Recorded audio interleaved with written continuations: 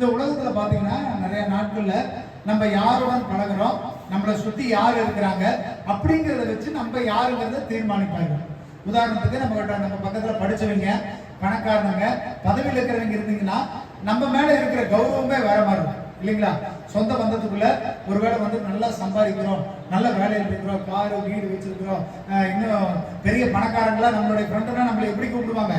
மதிப்பு மரியாதையுமா எல்லாம் கூப்பிட்டு என்ன பண்ணுவாங்க? நம்மளை கௌரவப்படுத்துவாங்க. இதே நம்ம கூட சுத்தி இருக்கிறவங்களா எல்லாம் பணம் இல்லாதவங்க, ஒண்ணு இல்லாதவங்க, வெறுமையானவங்க இருந்தாங்கன்னா நம்மளை எப்படியாவது சேர்த்துக்குவாங்களா? ஆனா அவன்கிட்டயே ஒண்ணும் இல்லை, அவனை சுத்தி இருக்கிறவங்ககிட்ட ஒண்ணும் இல்லை, அவனை கூப்பிட்டு என்ன பண்றது? உலகம் உங்களை எப்படி தீர்மானிக்கும்னா உங்களை சுத்தி இருக்கிறவங்களை வச்சுதான் உங்களை தீர்மானிக்கும். நீ எப்படி இருக்கிற, உங்களை சுத்தி இருக்கிறவங்க எல்லாம் கௌரவமானவங்களா இல்லைன்னா அவங்க மதிப்பானவர்களா, உலகம் உங்களை அப்படிதான் இடக்கூடும். அல்லேலூயா. நீங்க இன்னைக்கு யார் கூட இருக்கிறீங்க தீர்மானிங்க. அல்லேலூயா. நீங்க யார் கூட இருக்கிறீங்களோ அதை வச்சுதான் உலகம் உங்களை என்ன பண்ணுங்க? உயர்வாகவும் பார்க்கும், தாழ்வாகவும் பார்க்கும். அல்லேலூயா. அப்ப நம்ம யாருகிட்ட இருக்கிறோம்? உயர்வான இடத்துல இருந்தோம்னா நமக்கு உயர்வான மதிப்பு கிடைக்கும். தாழ்வான இடத்துல இருந்தோம்னா நம்மளை யாருமே என்ன பண்ண மாட்டாங்க? உயர்ந்த இடத்துல வைக்க மாட்டாங்க. நம்மளுடைய கிரியை, நம்மளுடைய நடக்கை, நம்ம செய்யற வாழ்ற வாழ்க்கை நம்மளை தீர்மானிக்கும். அல்லேலூயா. அப்போ கர்த்தர் நமக்குன்னு ஒரு இடத்த வச்சிருக்கிறார், நமக்குன்னு ஒரு அங்கீகாரத்தை கொடுத்திருக்கிறார். ஆனா நம்ம அதன் பிரகாரம் நடக்கிறோமாமா அப்படின்னு சொன்னோம்னா அது ஒரு மிகப்பெரிய கேள்வியா இருக்கு. ஒரு வசனத்தை எடுத்து வாசிங்க. லூக்கா 16வது அதிகாரம் 19வது வசனத்திலிருந்து வாசிங்க. ஐஸ்வர்யமுள்ள ஒரு மனுஷன் இருந்தான். அவன் ரத்தாம்பரமும் விலையேறப்பட்ட வஸ்திரமும் தரித்து அனுதினமும் தந்திரமாய் வாழ்ந்து கொண்டிருந்தான். லாசரு என்னும் பெயர் கொண்ட ஒரு தரித்திரனும் இருந்தான். அவன் பருகல் இழந்தவனாய் அந்த ஐஸ்வர்யவானுடைய வாசல் அருகே இருந்து அவனுடைய மேஜையிலிருந்து விழும் பிடிகளாலே தன் பசியை ஆட்ட ஆசையாய் இருந்தான். நாய்கள் வந்து அவன் பருக்களை நட்பிற்று. பின்பு அந்த தரித்திரன் மரித்து தேவதூதரால் ஆபிரகாமுடைய மடியிலே கொண்டு போய் விடப்பட்டான். ஐஸ்வர்யவானும் மரித்து அடக்கம் பண்ணப்பட்டான். பாதாளத்திலே அவன் வேதனைப்படுகிற போது தன் கண்களை ஏறெடுத்து தூரத்திலே ஆபிரகாமையும் அவன் மடியிலே லாசருவையும் கண்டான். அப்பொழுது அவன் தகப்பனாகிய ஆபிரகாமே, நீர் எனக்கு இறங்கி லாசருவின் கண்ணின் நுனியை தண்ணீரில் கொடுத்து என் நாவை குளிர பண்ணும்படி அவனை அனுப்ப வேண்டும். இந்த அக்கினி ஜுவாலையிலே வேதனைப்படுகிறே என்று கூப்பிட்டார். ஆமென். அல்லேலூயா. ஒரு ஆண்டவர் ஒரு ஊமையை சொல்றாரு. ஒரு ஐஸ்வர்யவான், ஒரு லாசர், ஒரு தரித்திரன் இருந்தான். பூமியில வாழும் பொழுது ஐஸ்வர்யவான் சந்தோஷமா இருந்தான். லாசருங்கிறவ வியாதிப்பட்டு அவனுடைய பருக்களை நாய் நக்கி அவன் கீழே விழுகிற துணிக்கையில சாப்பிட்டு இருந்தான். இதுவரைக்கும் லாசரு கண்ணுக்கே தெரியாம இருந்தவன் எப்ப மறிச்சு ஆபிரகாமுடைய மடிக்கு போனாங்களோ அப்ப ஐஸ்வர்யவான் கண்ணுக்கு லாசரு தென்பட்டான். அல்லேலூயா. இதுவரைக்கும் அவன் பிச்சைக்காரன், நோயாளி, அவன் பக்கத்திலேயே சேர்க்காதவன் இன்னைக்கு என்ன சொல்றானா, அந்த பிச்சைக்காரை, அந்த நோயாளி, அந்த வியாதியஸ்தன் ஒண்ணு இல்லாம கடந்த அவன் கையில தொட்டு தண்ணி எனக்கு கொடுங்கிறாங்க. கௌரவம் எங்க போச்சு? அந்த மதிப்பு எங்க போச்சு? அந்த பணம் எங்க போச்சு? இன்னைக்கு அவனுடைய நிலைமை எப்படி மாறுச்சுங்க? இந்த கௌரவமும் மதிப்பும் அந்தஸ்தும் லாசருக்கு எப்படி கிடைச்சது? எப்ப ஆபிரகாம் மடிவுக்கு லாசரு போனாப்லையோ அப்பதான் அந்த கௌரவம் கிடைச்சது. இல்லையா? இதுவரைக்கும் லாசரு யாருமே தெரியாது, அந்த வியாதிஸ்தன் யாருமே தெரியாது. அவன் ஒரு பொருட்டா கூட மதிக்காதவன் இன்னைக்கு என்ன சொல்றான்? அவனுடைய கையில தொட்டு ஒரு சொட்டு தண்ணி என் நாவுக்கு கொடுங்க அப்படிங்கிறான். இல்லையா? அப்ப நீங்கள் யாருடன் இருக்கிறீர்கள் என்பதை தீர்மானித்துக் கொள்ளுங்கள். இல்லையா? நீ எவ்வளவு பெரிய ஆற்றா வேணாலும் இருக்கலாம், எவ்வளவு பெரிய ஐஸ்வர்யவான்களா வேணா இருக்கலாம், ஒரு காலத்துல நீங்க மறக்கப்படுவீர்கள். ஆனா யார் கர்த்தருடன் இருக்கிறாங்களோ அவங்க ஒரு நாளும் மறக்கப்படுவதில்லை. கரங்களை தட்டி தேவனுடைய நாமத்தை மகிமைப்படுத்தும். அல்லேலூயா. அது சின்னவங்களா இருக்கலாம், வயசானவங்களா இருக்கலாம், படித்தவங்களா இருக்கலாம், படிக்காதவங்களா இருக்கலாம். ஆனா நீங்க கர்த்தருடன் மாத்திரம் மட்டும் இருந்துட்டீங்கன்னா, இதுவரைக்கும் உங்களை கண்டுக்காதவங்க, இதுவரைக்கும் நீ சீனு துரத்துவீங்க, இதுவரைக்கும் உங்களை துரத்து விட்டுவீங்க எல்லாம் அவங்க கையில தான் நான் இருக்கணும்னு சொல்லி விரும்புவாங்க. இல்லையா? கர்த்தர் உங்களை அப்படிதான் வைக்க விரும்புறாரு. கர்த்தருடைய மடியிலையும் அவருடைய வலது பாரிசத்திலையும் அவர் கையில இருக்கணும் தான் உங்களை வைத்திருக்கிறார். ஆனா நம்ம எங்க இருக்கிறோம்? நீங்க அவர்கிட்ட இருந்தீங்கன்னா நீங்கள் ஆசீர்வதிக்கப்படுவீர்கள். அல்லேலூயா. கௌரவம் கர்த்தரால் மாத்திரம் தான் வரும். அல்லேலூயா. சொல்லுங்க, கௌரவம் கர்த்தரால் மாத்திரமே வரும். அந்த ஐஸ்வர்யவானுக்கு அநேக ஆஸ்தி இருந்தது, அநேக சொத்து பத்து இருந்தது, நிறைய இருந்தது. அவனுக்கு என்ன கிடைச்சது? கடைசியா ஒண்ணு கிடையாது, எரி நரகம். ஆனா எவன் ஒண்ணும் இல்லாம ஆபிரகாம் மடிக்கு போனானோ அவன் தான் உயர்ந்தவனா காணப்பட்டான். அல்லேலூயா. அப்ப அப்ப யாருகிட்ட நீங்க இருக்கிறீங்க? கர்த்தர்கிட்ட இருக்கிறீங்களா? அவர் சொல்றத கேட்கறீங்களா? அவருடைய சமூகத்தில் காத்திருக்கிறீங்களா? கர்த்தர் உங்களுடைய இருக்கணும்னு விருப்பப்படுறாரு. அவர்கிட்ட நீங்க இருக்கணும்னு விருப்பப்படுறீங்களா? அவர்கிட்ட இருக்கணும்னு விருப்பப்பட்டீங்கன்னா உங்களுக்கு என்ன பூமியில வாழும் பொழுது அந்தஸ்து, கௌரவம், ஆஸ்தி, அந்தஸ்து எல்லாம் உங்களை தேடி வரும். இல்ல எனக்கு ஆஸ்தி, அந்தஸ்து, சொத்து பத்து மட்டும் போதுன்னா கடைசியில முடிவு உங்களுக்கு எங்க இருக்குங்க? முடிவு பாதாளம் தான். இல்லையா? அப்ப ஆட்களை பார்த்து தீர்மானிக்காதீங்க. உலகம் எப்படி தீர்மானிக்குங்க? அவனுடைய நிறத்தை, அவனுடைய உடைய, அவனுடைய எப்படி அவனுடைய அந்தஸ்தை, அவனுடைய கூட இருந்த மக்களை வச்சு தீர்மானிப்பாங்க. ஆனா இந்த உலகம் உங்களை நல்லவனா தீர்மானிக்கணும். நீங்க உயர்ந்த ஸ்தலத்துக்கு வரணும்னா கர்த்தர் உங்க பக்கத்துல இருக்கணும். அல்லேலூயா. கர்த்தர் உங்க பக்கத்துல இருந்தானா எந்த குறைவும் வராது. எவன் வேண்டான்னு சொல்லி துரத்துனானோ அவனே இன்னைக்கு என்ன பண்றான்? அவன் கையில ஒரு சொட்டு தண்ணி கொடுங்க, என்னால தாங்க முடியலைங்கிறான். அல்லேலூயா. உலகத்துல எல்லாரும் நம்மளை அப்படித்தாங்க வெறுத்து ஒதுக்குவாங்க. எல்லாம் நீ வேண்டாம் போவாங்க. நீங்க எல்லாம் படிக்காதவ, நீங்க எல்லாம் ஒண்ணு இல்லாதவ, நீ தனியான ஆளு, நீ என்ன வேலை செய்யற, உங்களோட பேச முடியாது, நீ கோபக்கார, உங்களை எல்லாம் சொல்லி ஒதுக்குறாங்களா? கர்த்தர் உங்க பக்கத்துல இருந்து அவங்க உங்களை தேடி வருவாங்க. அல்லேலூயா. நீங்க யாரும் தேடி போக தேவையில்லை. எனக்கு சொந்த வந்த இல்லையேன்னு ஓட தேவையில்லை.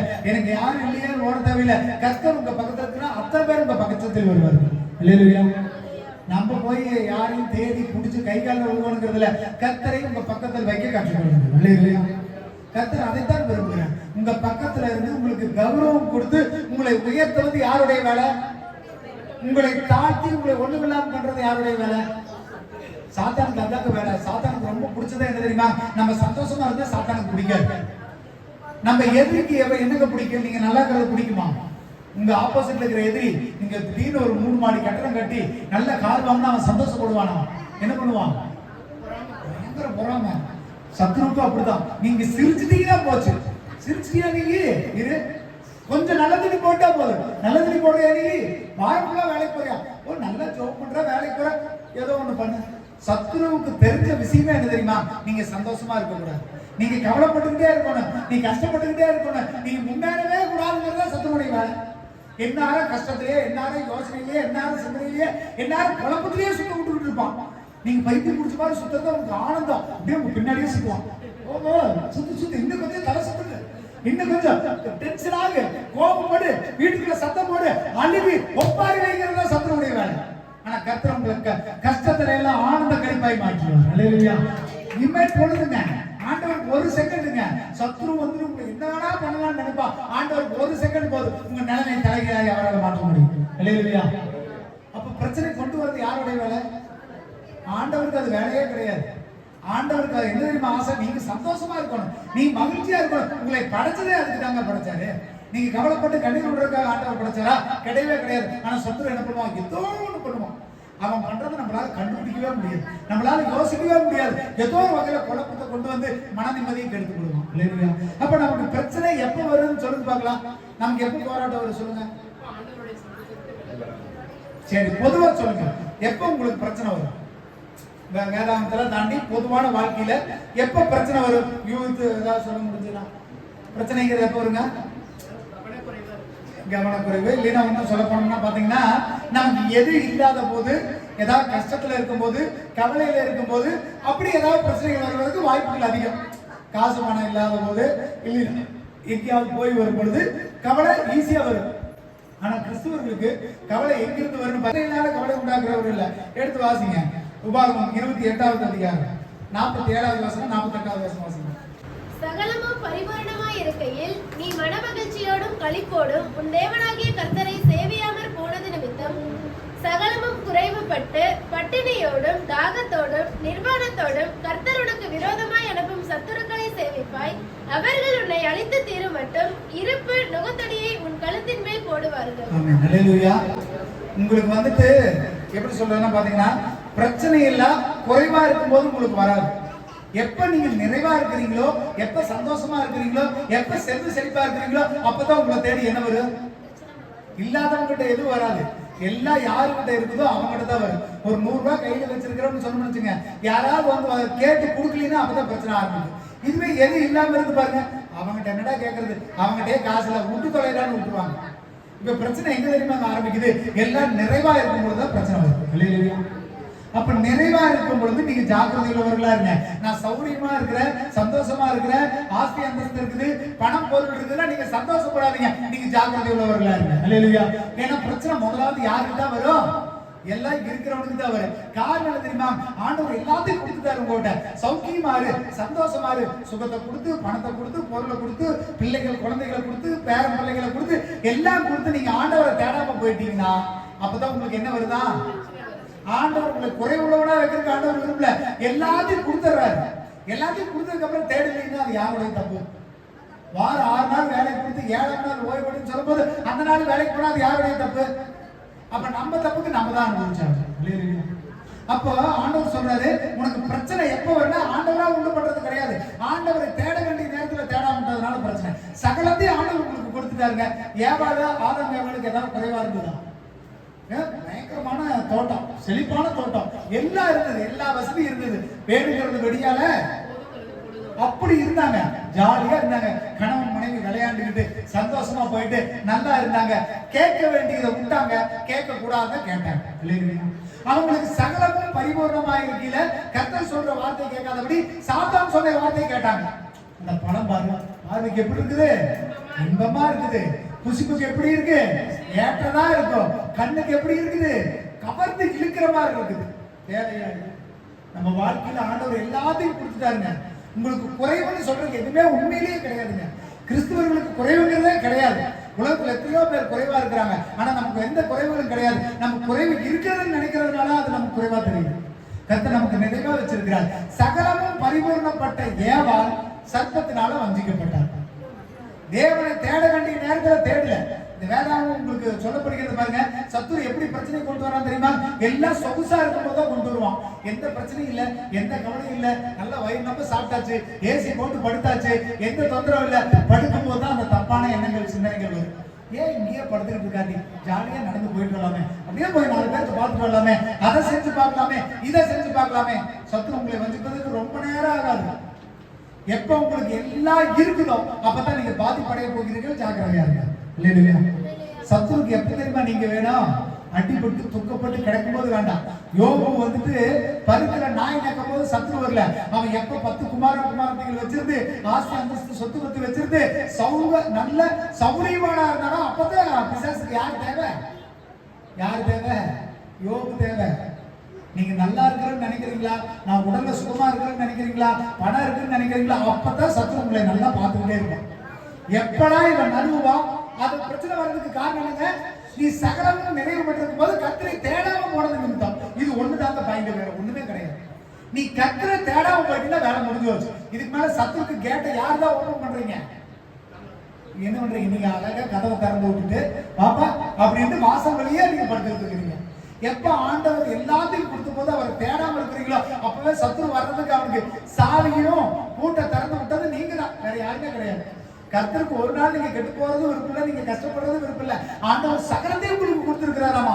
சகலம் பரிபூர்ணமா கொடுத்திருக்கிறேன். ஆனா நீ ஏன் நீ தேடாம போன? தேடாம போகும்போது சத்ரு உள்ள வந்துருவாங்க இல்லையா? அப்ப சம்பூர்ணத்தையும் கௌரவத்தையும் கொடுப்பது கர்த்தருடைய வேலை. ஐஸ்வர்யத்தை கெடுத்து மன உளைச்சலை கொண்டு வந்து நிம்மதியை கெடுத்து நம்மளை அலைய விடுறது யாருடைய வேலை?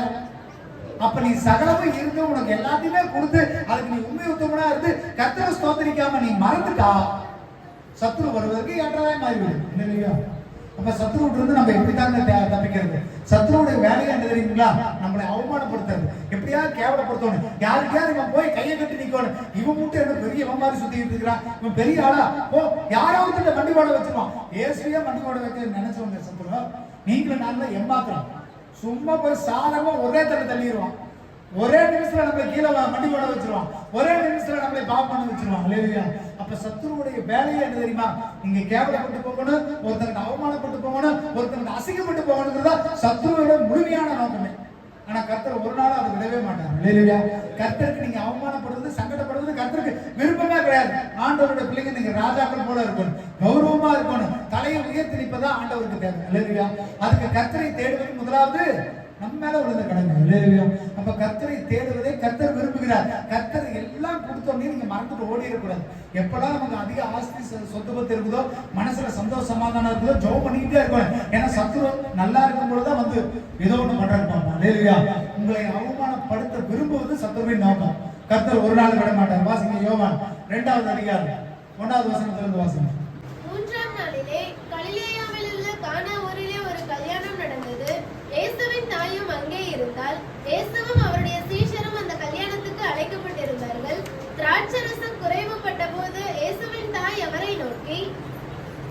அவர்களுக்கு திராட்சை ரசம் இல்லை என்றால், அதற்கு இயேசு, ஸ்திரியே, எனக்கும் உனக்கும் என்ன? என் வேலை இன்னும் வரவில்லை என்றார். அவருடைய தாய் வேலைக்காரரை நோக்கி, அவர் உங்களுக்கு என்ன சொல்லுகிறாரோ அதன்படி செய்யுங்கள் என்றால், யூதர்கள் தங்களை சுத்திகரிக்கும் முறைமையின்படியே ஒவ்வொன்றும் 2-3 குடம் தண்ணீர் கொள்ளத்தக்க 6 கற்சாடிகள் அங்கே வைத்திருந்தது. இயேசு வேலைக்காரரை நோக்கி, ஜாடிகளிலே தண்ணீர் நிரப்புங்கள் என்றார். அவர்கள் அவைகளை நிறைய நிரப்பினார்கள். அவர் அவர்களை நோக்கி, நீங்கள் இப்பொழுது கொண்டு பந்தி விசாரிப்புக்காரரிடத்தில் கொண்டு போங்கள் என்றார். அவர்கள் கொண்டு போனார்கள். அந்த திராட்சரசம் எங்கே இருந்து வந்ததென்று தண்ணீரை கொண்ட வேலைக்காரருக்கு தெரிந்ததே என்று பந்தி விசாரிப்புக்காரனுக்கு தெரியாததினால், அவன் திராட்சரசமாய் மாறின தண்ணீரை ருசித்த போது மணவாளனை அழைத்து, எந்த மனுஷனும் முன்பு நல்ல திராட்சரசத்தை கொடுத்து ஜனங்கள் திருப்தியடைந்த பின்பு ருசி குறைந்ததை கொடுப்பார்? நீரோ நல்ல ரசத்தை இதுவரைக்கும் வைத்திருந்தீரே என்றார். இவ்விதமாக இயேசு இந்த முதலாம் அற்புதத்தை கலிலேயாவில் உள்ள கானா ஊரிலே செய்து, இந்த இடத்துல இன்னொரு நிகழ்வு ஆண்டவர் சொல்றாரு. இப்போ ஒரு கல்யாண வீடு நடக்குது.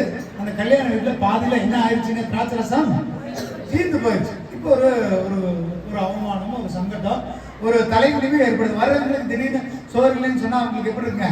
ஒரு சங்கடம் ஏற்படும் இல்லையா? இவ்வளவு பெரிய கல்யாணம் வச்சிருக்கிற, எல்லாம் பண்ணிருக்கிற, ஆனா வந்துட்டு என்ன பண்ற? இப்ப பாதியோட திராட்சை ரசம் தீர்ந்து போயிடுச்சு.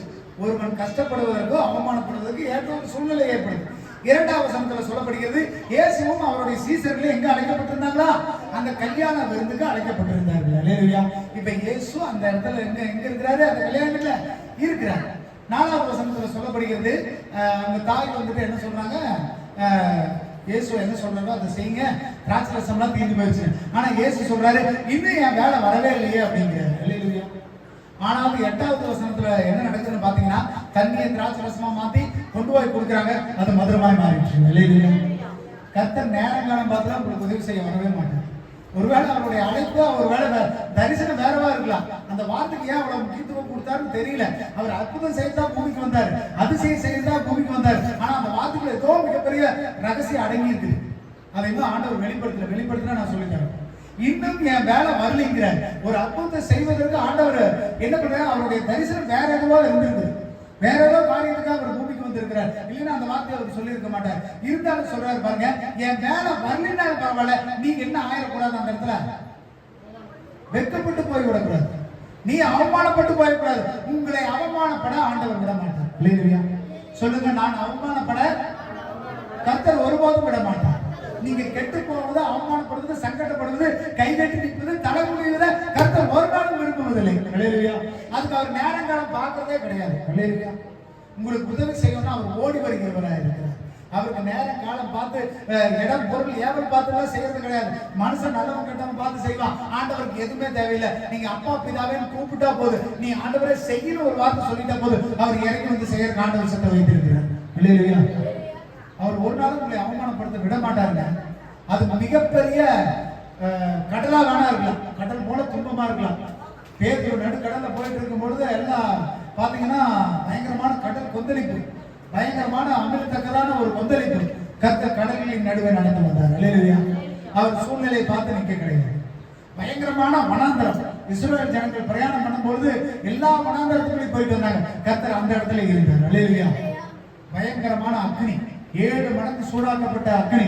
சாத்ராக், மேஷாக், ஆபேத்நேகோ உள்ள இருக்கும்போது கர்த்தர் உள்ளுக்குள்ள போனார். அல்லேலூயா. கர்த்தர் சூழ்நிலை பார்த்து பின்வாங்கறவரே இல்லைங்க. நீங்க வெட்கப்பட கூடாது, நீங்க அவமானப்பட கூடாது, உங்க கூடவே வந்துட்டு இருக்காங்க. அல்லேலூயா. அன்னைக்கு ஒருவேளை அக்கினி ஜுவாலையில அவங்க எரிஞ்சு போயிருந்தாங்கன்னா அவர்கள் அவமானப்பட்டிருப்பார்கள், தேவனுடைய நாமம் தூசிக்கப்பட்டிருக்கும்.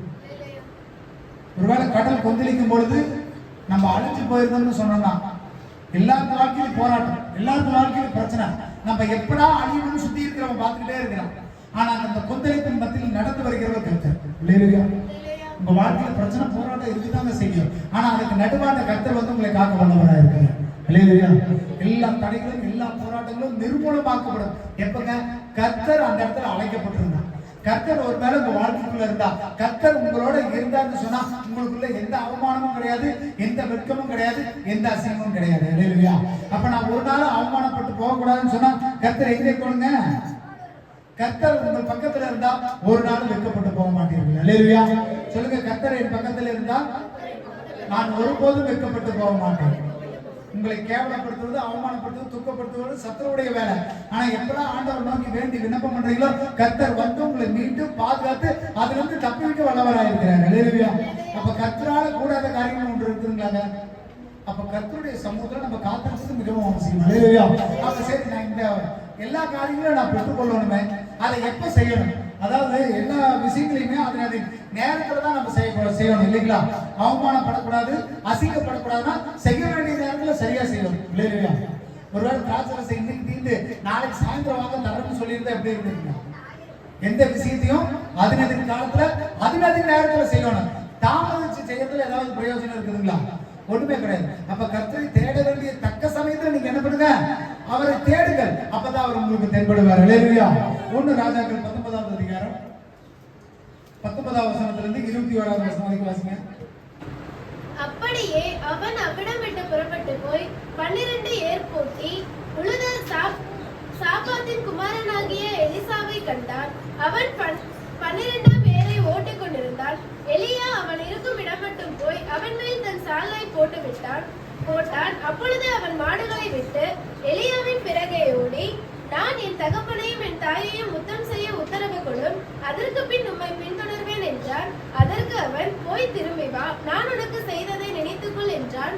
அப்பொழுது அவன் இவனை விட்டு போய் ஓர் ஏர்மாடுகளை பிடித்து அழித்து ஏரின் மரமுட்டுகளால் அவைகளின் இறைச்சியை சமைத்து ஜனங்களுக்கு கொடுத்தான். அவர்கள் சாப்பிட்ட பிற்பாடு அவன் எழுந்து எலியாவுக்கு பின் சென்று அவனுக்கு ஊழியம் செய்தான். ஆமென். அல்லேலூயா. அப்ப அவமானப்படக்கூடாதுன்னா செய்ய வேண்டியது சரியான நேரத்துக்கு செய்யணும். இல்லையா? நம்ம செய்ய வேண்டிய நேரத்தை விட்டுட்டு செஞ்சோம்னா அதுல ஏதாவது இருக்கா? இந்த டைமுக்கு செய்யணும்னா என்ன பண்ணணும், அந்த டைமுக்கு செஞ்சிடணும். இந்த 20ஆம் வசனம் 21ஆம் வசனத்துல சொல்லப்படுகிறது பாருங்க. அவர் போய் சால்வையை போட்டாராம். 21ஆம் வசனத்துல சொல்லப்படுகிறது அவன் திரும்ப போய் எலிசா என்ன பண்ணாருங்களா, எலியாவுக்கு சேவை செய்தான்னு சொல்லப்படுகிறது. இல்லையா? அப்ப செய்ய வேண்டியதை சரியான நேரத்துக்கு செய்ய வேண்டும். அதை விட்டுட்டு செய்யறதுல ஒரு மதிப்பு என்ன கிடையாதுங்க, கிடையவே கிடையாது. இந்த இடத்துல நிறைய காரியங்கள் சொல்லப்படுகிறது. நான் அவர் வந்துட்டு ஒருவேளை அழைப்புக்கு கொடுக்குறாரு, அழைப்புக்கு நான் போகணும்னு விரும்புறேன். ஆண்டவர் வந்துட்டு என்ன பண்றாருங்க, எலியா என்ன பண்றாரு, எலிசா மேல சால்வை போடுறாரு. இப்ப நடந்தது என்ன, அவர் சால்வை போட்ட அடுத்த நிமிஷமே என்ன பண்றாருங்க, அவர் திரும்பி எலியாவுடன் ஊழியம் செய்ய புறப்படுகிறார். அல்லேலூயா.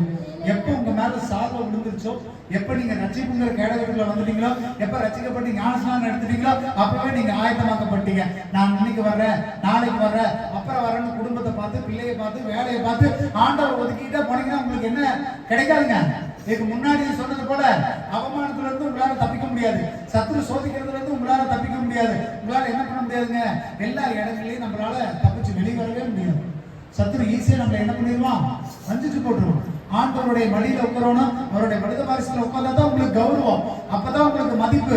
சத்துரு உங்க பக்கத்துல வரமாட்டான். ஆண்டவர் உங்களை உயர்வா வச்சிருப்பாரு, எல்லா ஐக்கட்டுகளுக்கும் பாதுகாக்கப்படுவீங்க. ஆண்டவர் அழைச்சு எப்பவோ அழைச்சிட்டாரு. தாயின் கர்ப்பத்துல உருவாகிறதுக்கு முன்பாவே உன்னை நான் பேர் சொல்லி அழைச்சிட்டேங்கிறாரு. ஆனா ஆண்டவருடைய சமூகத்துக்கு இன்னும் நம்ம குந்தி தான் வந்து இன்னும் முழுமையா வர முடியல, இன்னும் அவருடைய சமூகத்துக்கு சரியா வர முடியல, குடும்பமா வர முடியல, ஆராதனைக்கு வர முடியறதில்ல, ஜெபிக்க முடியறதில்ல. நம்மளும் போய் சொல்லிக்கலாம், ஞாயிற்றுக்கிழமை எங்கப்பா போனேன், ஆராதனைக்கு போனப்பா, ஜெபத்துக்கு போயிட்டு வரப்பா அப்படிங்களா. அந்த ஆராதனைக்கு போறதுமே எப்படி போலாங்க, ஆரம்ப ஜெபம் பண்ணும்போது வரலாம், பாட்டு பாடும் போது வரலாம், பிரசங்கம் பண்ணும்போது வரலாம், முடிவு ஜெபம் பண்ணும்போது வரலாம், எப்ப வேணா வரலாம். எப்ப வந்தாலும் நம்ம வெளியே போய் என்ன சொல்லிக்கலாம், ஆராதனைக்கு போனோம்னு சொல்லிக்கலாம். ஆனா சரியான நேரத்துக்கு வருவதுதான் முக்கியம். அல்லேலூயா. Do it on right time. சொல்லுங்க, do it on right time. சரியான நேரத்துல செய்து பழகுங்க. அல்லேலூயா. செய்யலாங்கிறது வேற, சரியான நேரத்துல செய்யறதுங்கிறது வேற. அல்லேலூயா. அது ரெண்டுக்கும் மிகப்பெரிய வித்தியாசம் இருக்கு. பேதுரு வந்துட்டு வலையை விட்டுட்டு வாங்கணும்னு என்ன பண்ணாரு அவரு, இல்ல வலைய 5000 ரூபாய் வலை, அதை நான் வித்துட்டு அந்த காசை வாங்கிட்டு வந்தேன். இல்ல அந்த வலைக்குள்ள மீன் இருக்குது, அதை கொண்டு போய் நாங்க கொடுத்துட்டு வந்துடுறேன். ஐயோ என் படகு போயிருமே, யோசிச்சாங்களா? வாங்க சொன்னா அடுத்த நிமிஷம் நீங்க கால உள்ள வச்சிருக்கணும். அல்லேலூயா. ஆண்டவருடைய சமூகத்துல ஜெபிக்கிறதுக்கு, ஆராதிக்கிறதுக்கு, துதிக்கிறதுக்கு எத்தனையோ வாய்ப்புகளை ஏற்படுத்தி கொடுக்குறோம். வாங்க ஜெபம் பண்ணுங்கன்னு சொல்றா. ஆனா அந்த வாய்ப்புகள் கிடைச்சு நீங்க என்ன பண்ண முடியறதில்ல, உங்களை வலைய போட்டுட்டு உங்களால வர முடியறதில்ல. பேர் சொன்ன மாத்திரத்துல வலைய விட்டுட்டு இயேசுவோட பின்னாடி போனாங்க. அப்படி எத்தனை பேர் இருக்கிறீங்க இன்னைக்கு சொல்லுங்க பாக்கலாம். ஞாயிற்றுக்கிழமை ஆராதனை எதையுமே பின்னாடி வைக்க கூடாது. ஆண்டவர் தான் முன்னாடி, அவர் தான் கொடுத்தாரு. சகலமும் சம்பூர்ணமா யாரு கொடுத்தாரு? நீங்க உங்களுடைய கைபலன், உங்களுடைய அறிவா. நம்ம இன்னைக்கு இல்லாமையே போயிருக்கோம். அவர் தான் கொடுத்திருக்கிறாரு சகலத்தையும். அப்ப அவருக்கு நன்றி சொல்றதுக்கு நமக்கு வலிக்குதா? நமக்கு கஷ்டமா? அப்படி ஒருவேளை நீங்க கஷ்டப்பட்டீங்கன்னா, ஆண்டவர் சகலத்தையும் கொடுக்கும் பொழுது அவர்கிட்ட வந்து அவரை துதி செய்யறதுக்கு கஷ்டப்பட்டீங்கன்னா நீங்க என்ன பட்டாகணும்? இதுக்கு முன்னாடி என்ன சொன்னேன்? சகலமும் இருந்து நீங்க ஆண்டவர் துதிக்கலைன்னா நீங்க என்ன பண்ணுவீங்க? அவமானப்பட்டு போவீர்கள், வெட்கப்பட்டு போவீர்கள், கஷ்டப்பட்டு போவீர்கள். இந்த அவமானம், வெட்க, கஷ்டம்லாம் வரக்கூடாதா? எல்லாம் இருக்கும் பொழுது நீங்க யாரை தேடுகிறவர்களா இருக்கணும்? கர்த்தரை தேடுங்க. விட்டுனா அடுத்த நிமிஷம் விட்டுட்டு ஆண்டவரோட வரவர்களா இருக்கணும். அல்லேலூயா. பேரு வளைய விட்டுட்டு வந்தனாலதான் மனுஷன் பிடிக்கிறவங்களா கர்த்தர் மாற்றினாங்க. அல்லேலூயா. இன்னொரு நம்பர் வேதாந்தத்துல இருக்கிற வாசிங்க, லூக்கா 19வது அதிகாரம் 7வது வசனம் 8வது வசனம் வாசிங்க. அதை கண்ட யாவரும் இவர் பாவியான மனுஷனிடத்தில் தங்கும்படி போனார் என்று முறுமுறுத்தார்கள். சகேயு நின்று கர்த்தரை நோக்கி, ஆண்டவரே, என் ஆஸ்திகளில் பாதியை ஏழைகளுக்கு கொடுக்கிறேன். நான் ஒருவரிடத்திலும் எதையாகிலும் அநியாயமாய் வாங்கினதுண்டானால் நாளத்தனையாக திரும்ப செலுத்துகிறேன் என்றார். ஆமென். அல்லேலூயா. கர்த்தர் வந்தோன்னையும் சகேயுவை இதுக்கு முன்னாடி வசனம் எப்படி சொல்லுது பாருங்க. பாவியாகி இந்த மனுஷன் வீட்டுக்கு உள்ள போனாரே ஆண்டவர் அப்படின்னு சொன்ன மாத்திரத்துல சகேயு என்ன பண்றான்? நான் ஆஸ்தியில பாதியை கொடுத்துறேன், நான் யார்ட்டையாவது அநியாயமா வாங்கினா என்ன பண்ணிடுறேன் நானு? இப்ப இவனை பாவின்னு சொல்லுவாங்களா? இதுக்கு முன்னாடி அது எதுவும் அவன் பாவி, அயோக்கிய, துன்மார்க்கன்னு சொன்னதில்லை. இவன் வாயிலிருந்து வார்த்தை வந்ததுக்கு அப்புறம் நான் ஆஸ்தி கொடுக்குறேன், என்னோட சொத்து பத்தை கொடுத்துறேன்னு சொன்னது இவனை என்னன்னு சொல்லியிருப்பாங்க? சகைவ என்ன சொல்லியிருப்பாங்க? எவ்வளவு நல்லவனா மாறிட்டான் பாரு. Do it on right time. சரியான நேரத்துல செஞ்சு கொள்ளுங்க. கர்த்தர் கொடுக்கிற வாய்ப்பை நீங்க பயன்படுத்திக் கொள்ளுங்க. கர்த்தர் உங்க வாழ்க்கைக்குள்ள வரும்போது வாழ்க்கை மாறுச்சு. சகை ஒருவேளை ஒரு வாரம் கழிச்சு நான் எல்லாத்தையும் கொடுத்தேன்னு சொல்லியிருந்தா சரியா இருந்திருக்குமா? ஆண்டவர் கால் வச்ச மாத்திரத்துல அவன் மாறணும். அவன் உங்களுக்குள்ள வந்தா நீங்க மாறினா தான் அது வாழ்க்கை. அவர் உள்ளுக்குள்ள வந்து நீங்க மாற்றமே இல்லைன்னா நம்ம கிறிஸ்துவர்களா இருக்கிறதுல என்ன விஷயம் சொல்லுங்க பார்க்கலாம். மாற வேண்டிய நேரத்தில் மாறுங்கள். சொல்லுங்க, மாற வேண்டிய நேரத்தில் மாறுங்கள். இதெல்லாம் நம்ம என்னைக்கோ மாறி இருக்கணும். இன்னும் இதே வார்த்தையில சொல்லிட்டு இருக்கோம். கர்த்தர் எப்ப உங்களுக்குள்ள வந்துட்டாரோ அப்பவே உங்க வாழ்க்கை மாறிடுச்சு. நீங்க மாறி இருக்கிறீங்களா? கர்த்தர் உங்களோட இருக்க விரும்புறாருங்க. உங்களோட சேர்ந்து இருக்கணும்னு விருப்பப்படுறாரு. அவர் உங்களோட இருந்து அவர் உங்க பக்கத்துல வச்சுக்கணும்னு இருக்கிறார். கட்டாயம் செய்ய வேண்டியது என்ன பண்ணணுங்க? சரியான நேரத்துக்கு செய்யணும். அது ஜெபிக்கிறதா இருக்கலாம், ஆராதிக்கிறதா இருக்கலாம், உபவாசிக்கிறதா இருக்கலாம். கர்த்தர் கொடுக்க வேண்டிய நேரத்துல கரெக்டா ஆண்டவருக்கு கொடுங்க. அவரை விட்டு போட்டு நம்மளால வாழ முடியுமா? சொல்லுங்க பார்க்கலாம். இருக்க முடியுமா? எதுவுமே முடியாது. அவர் கொடுக்கிற நேரத்தை சரியாக கொடுக்கிறார். அல்லேலூயா. கர்த்தர் அதைத்தான் விரும்புகிறார். 4 காரியங்கள் இந்த நாட்களில் பார்த்தேன். என்னென்ன பார்த்துங்க? முதலாவது, நீங்க யாருடன் இருக்கிறீர்கள் என்பதை வைத்து உலகம் உங்களை தீர்மானிக்கும். நீங்க கர்த்தருடன் இருக்குன்னு சொன்னீங்கன்னா உங்களை தூசிச்சு போனவங்களாம் உங்க பக்கத்துல வருவாங்க. அல்லேலூயா. ரெண்டாவது, சம்பூர்ணமா இருக்கும் பொழுது உங்களுக்கு பிரச்சனைகள் வரும். அப்ப சம்பூர்ணமா இருக்கும் பொழுது நீங்க யாரை தேடுங்க? கர்த்தரை தேடணும். ஏவாள் கேட்க கூடாத கேட்டு சத்துரு பின்னாடி போயிட்டாங்க. அதனால உங்களுக்கு என்னாச்சுங்க? ஆண்டவர் சொன்ன அதே உபாகமத்துல சொன்ன போல உனக்கு சகலமும் குறைவுபட்டு நுகத்தடியும் கழுத்துல போடுவாங்கண்ணா. அப்படிதான் அவங்க வாழ்க்கை ஆகி போச்சு. நீ கஷ்டப்படக்கூடாது, துக்கப்படக்கூடாதுன்னா எல்லாம் இருக்கும் பொழுது கர்த்தரை தேட வேண்டும். அல்லேலூயா. மூன்றாவது, சத்துருவோட வேலையை உங்களை அவமானப்படுத்தி, கஷ்டப்படுத்தி, காயப்படுத்தி, உங்களை குழப்பப்படுத்துவது. ஆனா கர்த்தர் உங்களுக்குள்ள இருந்துட்டாருன்னு சொன்னா எந்த நேரத்திலும் உங்களை அவமானப்பட விட மாட்டார். அல்லேலூயா. நீங்க கெட்டு போக விட மாட்டார். உங்களை கவலையில ஆழ்த்த ஆண்டவர் விட மாட்டார். அல்லேலூயா. நான்காவது, செய்ய வேண்டியதை சரியான நேரத்தில் செய்யுங்க. ஆண்டவருக்கு கொடுக்க வேண்டிய நேரத்தை சரியான நேரத்தில் கொடுங்க. கர்த்தர் உங்களுடன் இருக்க விரும்புகிறார். நீங்க கர்த்தருடன் இருக்க விரும்புறீங்களா? சொல்லுங்க, இருக்க விரும்புறீங்களா இல்லையா? இருக்கணுங்க. அதுக்காக தான் ஆண்டவர் வச்சிருக்கிறார். அவர் ஏதாவது கோவப்பட்டுட்டு, ஸ்டீபன் நீ இன்னைக்கு வரல, நான் உன்னை பேச மாட்டேன், உன்னை பார்க்க மாட்டேன், உன்னை நேசிக்க மாட்டேன், உன்னை விட்டுட்டு போயிடுவேன்னு எனக்காக சொல்லிக்கிறாரா? ஆண்டவர் சொல்லவே மாட்டாருங்க. அதுக்காக அவர் படைக்கிறது கிடையவே இல்லை. நம்மளை உருவாக்குறது அதுக்காக கிடையவே கிடையாது. என்னைக்கு இருந்தாலும் வந்துவான். ஏன் மகன் அது என்ன பாம்பின் கால் பாம்பரிமா என்ன சொல்லுவாங்க? என்னமோ சொல்லுவாங்க. அது மாதிரி அதாவது தகப்பன் தாய்க்கு தெரியும். எப்படின்னாலும் என் பிள்ளை என்ன பண்ணுவான்? ஒரு நாள் வந்துருவான். ஒரு மூட நம்பிக்கையோடு இருக்கிறாங்க தெரியுமா? அவன் என்ன பண்ணுவான்? தாயை மறந்துட்டு பையன் எங்கேயாவது வெளியூர்ல போய் இருந்துக்குவான். அம்மா பார்க்க மாட்டான், அம்மாவுக்கு பேச மாட்டான், அம்மாவுக்கு வந்துட்டு ஒரு 1000 ரூபாய் பணம் கூட கொடுக்க மாட்டான். ஆனா தாய்க்கு என்ன ஆசை? எப்படி இருந்தாலும் வந்துருவான். இந்த மாசம் வரலாம் பரவாயில்ல, அடுத்த வருஷம் வந்துருவான். அடுத்த வருஷம் வரலாம் பரவாயில்ல, அதுக்கு அடுத்த வருஷம் வந்துருவான். தீபாவளிக்கு வந்துருவான், பொங்கலுக்கு வந்துருவான், கிறிஸ்துமஸ்க்கு வந்துருவான். அந்த தாய் அந்த வாசலை பார்த்துக்கிட்டே இருப்பா. ஒரு மூட நம்பிக்கை. கர்த்தர் உங்களை அப்படிதான் பார்த்துக்கிட்டே இருக்கிறார். என் மகன் என்னைக்காவது என்ன பண்ணிடுவான்? திரும்பி ஒப்பு கொடுத்து மனம் திரும்பி அவன் சரியான நேரத்தில் செய்வான். ஆண்டவர் காத்துக்கிட்டே இருப்பார். அல்லேலூயா. நீங்க கர்த்தருக்காக காத்திருந்தீங்கன்னா ஒரு நாளும் நீங்க நீங்க சோர்வடையவே மாட்டீங்க, பலனுள்ளவர்களா இருப்பீங்க. ஆனா கர்த்தரை ஒரு நாளும் காக்க வைக்காதீர்கள். அல்லேலூயா. நம்மளை உருவாக்கி நமக்கு உயிர் கொடுத்து நமக்கு ஜீவனை கொடுத்து ஆரோக்கியத்தை கொடுத்து எதுக்கு தெரியுங்களா? சகலத்தையும் உனக்கு கொடுத்து ஆண்டவருடைய ஒரே ஆசை, நீ என்ன பண்ணி என்னை நோக்கி கூப்பிடு, எங்கிட்ட பேசு, எங்கிட்ட வாக்குறதா கர்த்தர் விரும்புகிறார். ஆனா அதை மட்டும் ஒதுக்கி வச்சு நம்ம மத்த எல்லா வேலையும் செஞ்சுட்டு இருக்கோம். இல்லையா? அப்படி எல்லா வேலையும் செய்யும் பொழுது யாரும் உங்களை மதிக்க மாட்டாங்க, யாரும் உங்களை எடுத்துக்க மாட்டாங்க. எப்படி ஐஸ்வர்யவான் லாசர் இருந்தபோது லாசர் ஒரு நாயை விட கேவலமா பார்க்கப்பட்டானோ அதே நிலைமை தான் நமக்கு. எப்ப வரைக்கும் நீங்க கர்த்தரை தேடாத வரைக்கும், கர்த்தருடைய மடிக்கு போகாத வரைக்கும், அவரை நோக்கி கூப்பிடாத வரைக்கும் நீங்களும் நானும் அந்த லாசரமா இருப்போம். எப்ப கர்த்தருடைய சன்னிதானத்துக்கு போய் அவரோட நீங்க சேர்த்துட்டீங்களோ, அவர் எப்ப உங்க கல்யாண வீட்டுக்கு வந்துட்டாரோ அப்ப உங்களுடைய அவமானம் எல்லாம் தொடங்கிடும். எப்ப அவர் உங்க கூட வந்துட்டாரோ உங்க வாழ்க்கையில எப்பவுமே வெற்றி தாங்க. நீங்க சோர்ந்து போவதில்லை, நீங்க கஷ்டப்படுவதில்லை, நான் கவலைப்படுவதில்லை, நான் ஒரு நாளும் வெட்கப்பட்டு போகக்கூடாதுன்னா கர்த்தர் உங்களுடன் இருக்கணும். அல்லேலூயா. அவர் உங்களுடன் இருக்க விரும்புகிறார். நீங்க அவருடன் இருக்கிறீங்களாங்கிறத இன்னைக்கு நீங்க தீர்மானிக்கணும். அல்லேலூயா.